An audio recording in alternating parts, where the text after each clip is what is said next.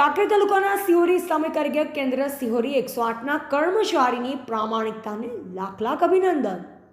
કાંકરેજ તાલુકાના સિહોરી ખાતે આવેલ સરકારી હોસ્પિટલમાં 24 કલાક ખડે પગે સેવા આપનાર 108ની ટીમનો કિસ્સો બિરદાવવા લાયક તો ખરો જ, પણ સાથોસાથ અભિનંદનને પાત્ર પણ છે.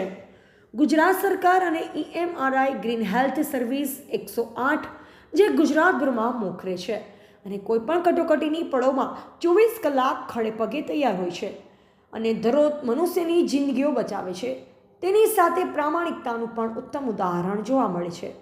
તેવો જ એક કિસ્સો 22/6/2024ના રોજ સિહોરી 108ને રોડ અકસ્માતનો કેસ મળ્યો. કેસ મળતાની સાથે જ 108ના EMT સંદીપ બારોટ અને પાયલોટ વનરાજસિંહ ડાભી ઇમરજન્સી સેવાર્થે ઘટના સ્થળે પહોંચ્યા હતા અને ઇજાગ્રસ્ત દર્દી કનુભાઈ ઠાકોર ઉંમર આશરે 35 રહે ભીલડીવાળાને સારવાર દરમિયાન તપાસતા માલુમ પડ્યું હતું કે તેમને પગે અને માથાના ભાગે ગંભીર ઈજા થઈ છે. તેમની સાથે કોઈ નહોતું અને તાત્કાલિક અસરથી જરૂરી સ્ટ્રેચર વડે એમ્બ્યુલન્સમાં લઈ જરૂરી સારવાર આપી વધુ સારવાર અર્થે સિહોરી રેફરલ હોસ્પિટલમાં ખસેડ્યા.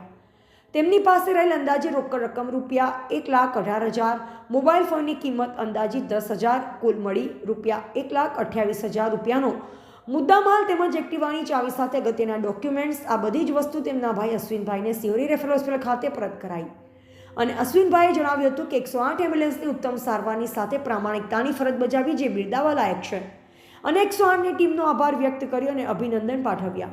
ઇજાગ્રસ્ત કનુભાઈ ઠાકોરને વધુ સારવાર અર્થે ડીસા ખાતે ખસેડવામાં આવ્યા હતા.